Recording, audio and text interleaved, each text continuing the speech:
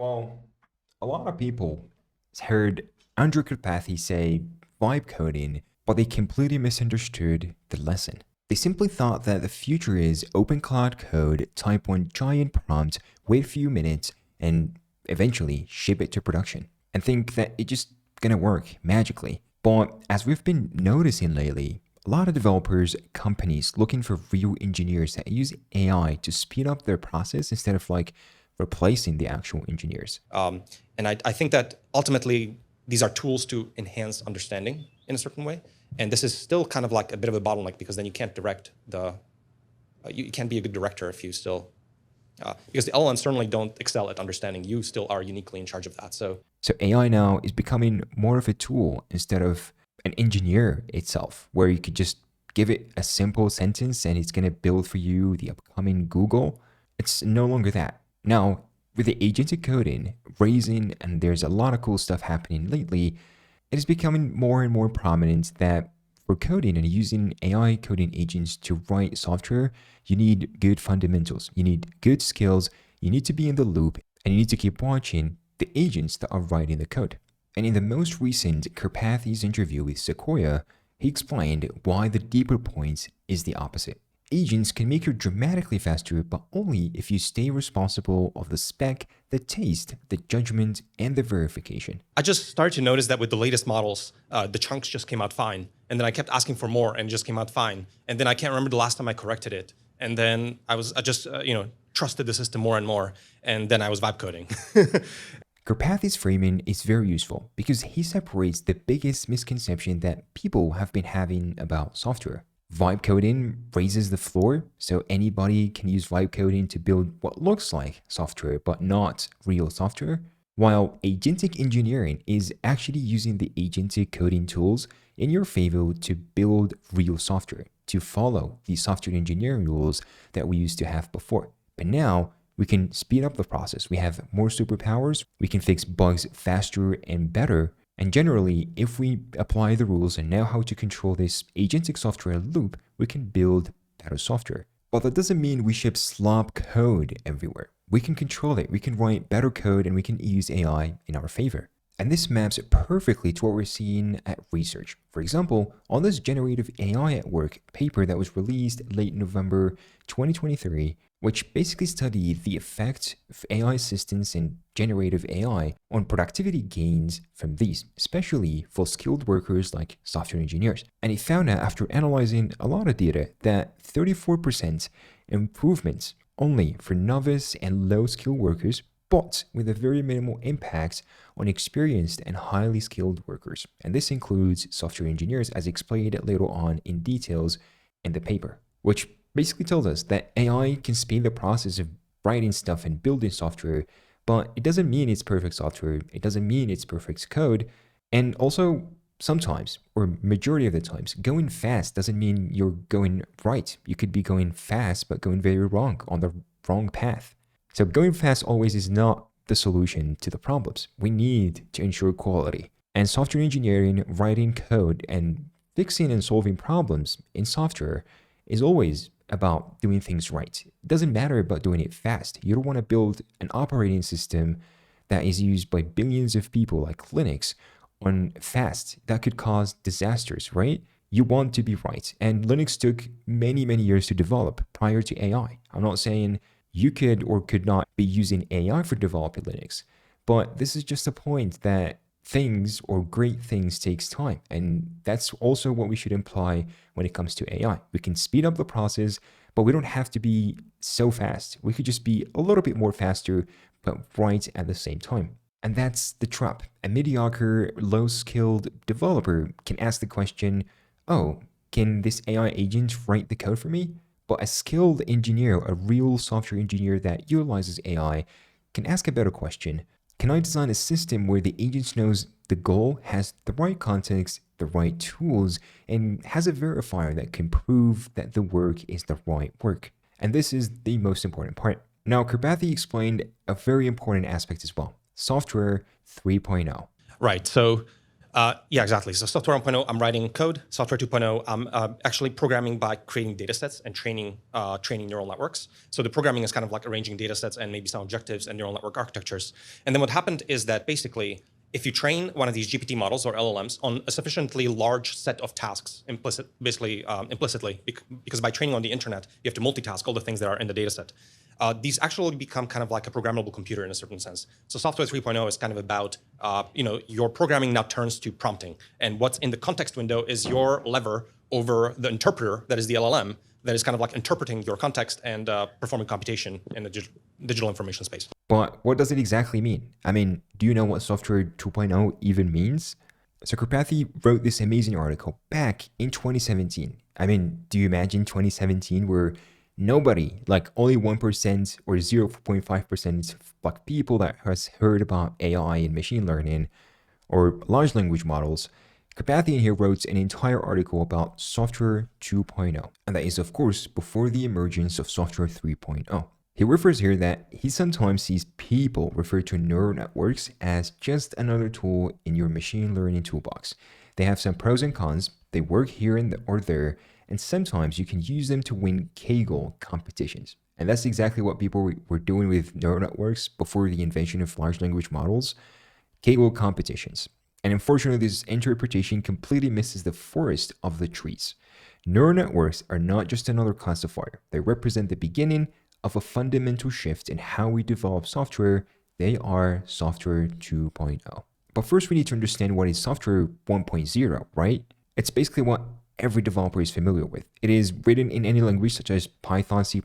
You write explicit code, you compile the code, you push and ship the code. That's it.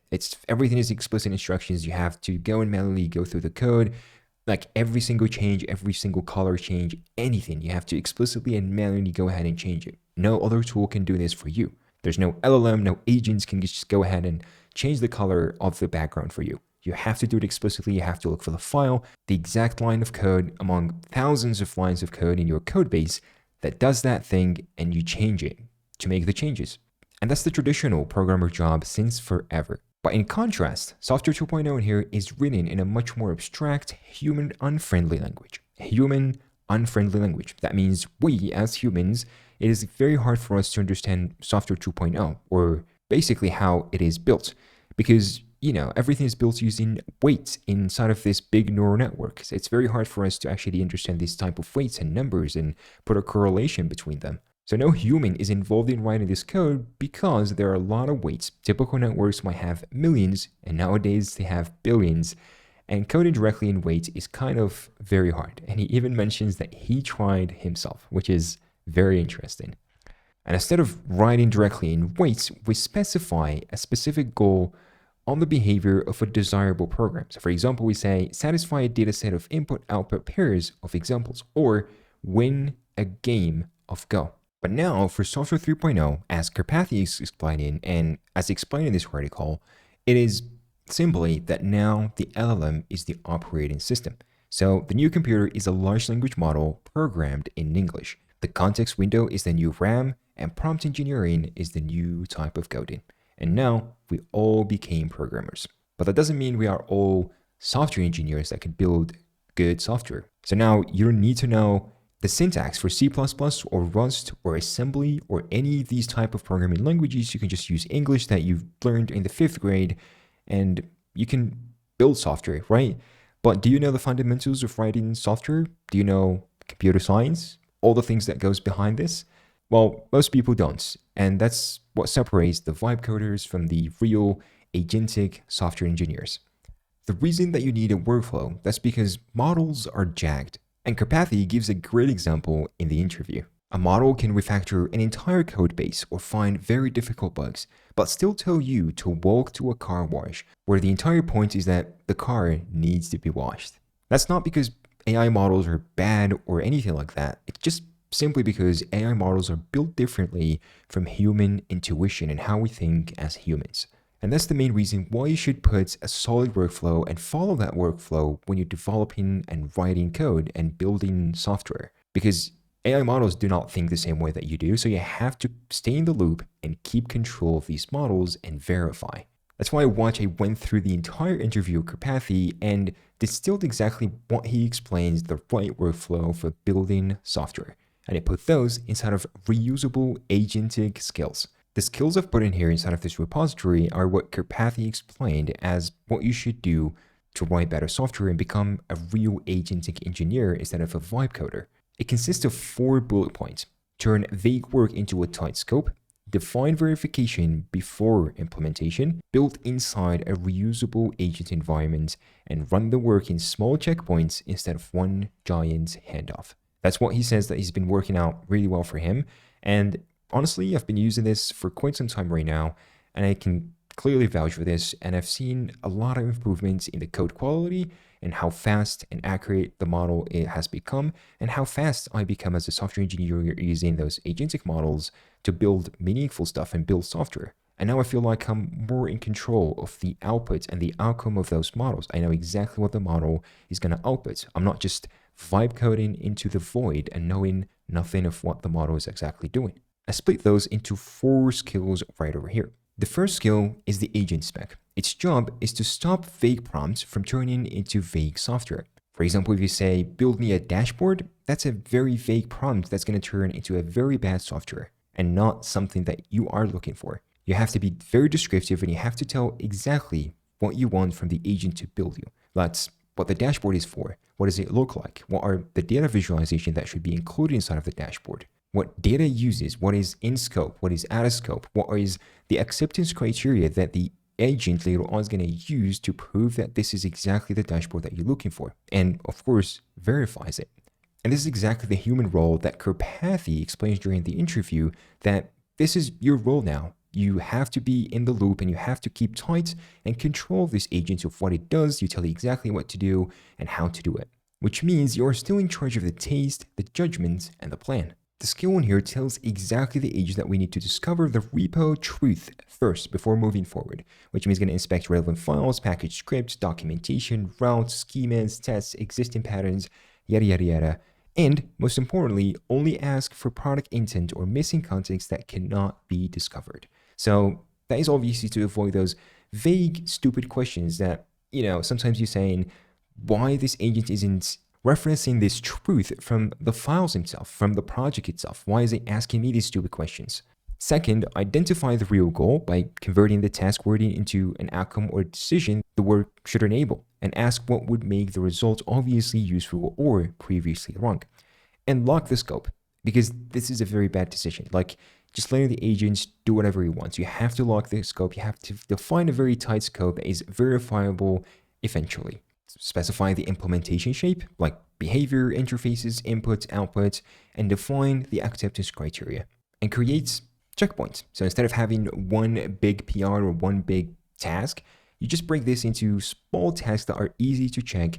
The second skill is the agent verify skill. The goal of this skill is to make quality measurable before and after implementation. And the agent should not trust any confident output and define what good means, then collect evidence. And the workflow is very simple but very effective. Define evaluation criteria upfront before implementing anything. You discover available verification. Then you choose the smallest efficient check set.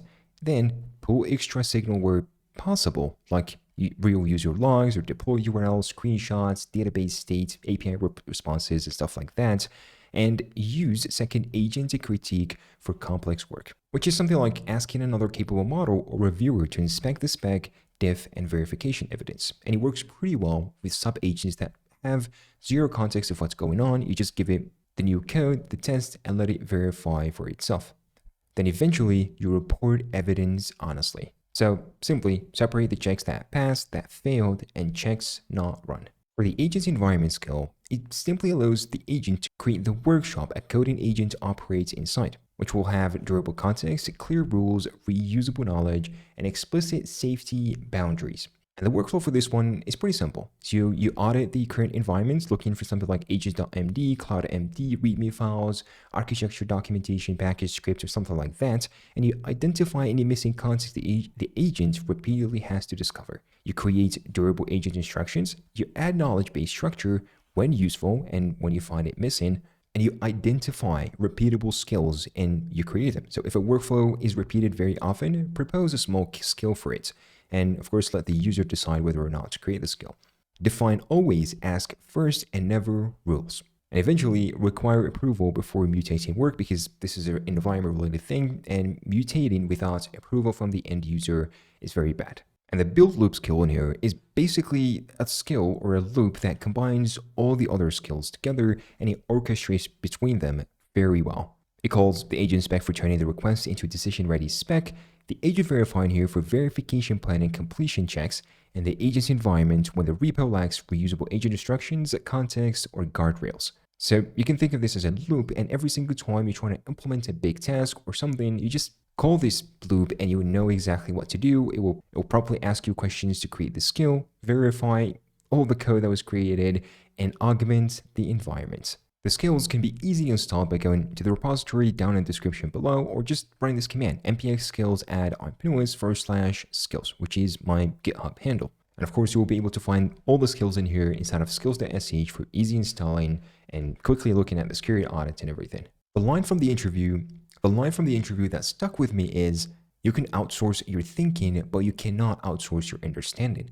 That is the entire point of this video. AI agents can write code, research repos, run tests, even orchestrate multi-step changes by sub-agents, but they do not and cannot replace your understanding of what's happening, how it should happen, and the right way to verify it. So if you're a developer, do not settle for slop vibe coding. Become a real agentic engineer. Own the spec, own the verifier, build the environment that you could reuse.